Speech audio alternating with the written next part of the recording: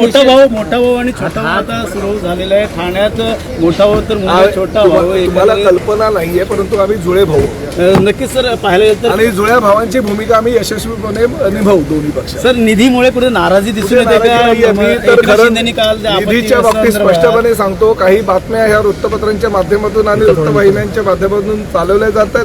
मी जर मला माझ्या डिपार्टमेंटबद्दल विचारलं तर अजितदादांनी माझ्या डिपार्टमेंटला योग्य ते सहकार्य केलेलं आहे. किंबहुना एसटी महामंडळ तोट्यात जात असताना एसटी महामंडळाला दर वर्षाला 5,000 बसेस देण्यासाठी त्यांनी पंचवार्षिक योजना म्हणजे जवळजवळ 25,000 बसेस तर पुढल्या 5 वर्षात देत आहेत. त्यामुळे थोड्याफार प्रमाणात कुरबुरी असतात. त्याचं भांडवल करून वृत्तपत्रांमध्ये आणि चॅनलच्या माध्यमातून जर बातम्या चालत असतील तर त्या चुकीच्या आहेत.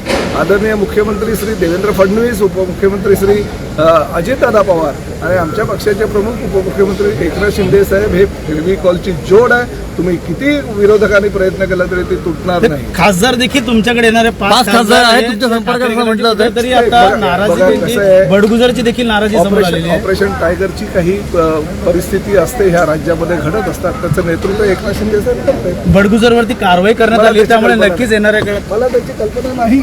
ओके.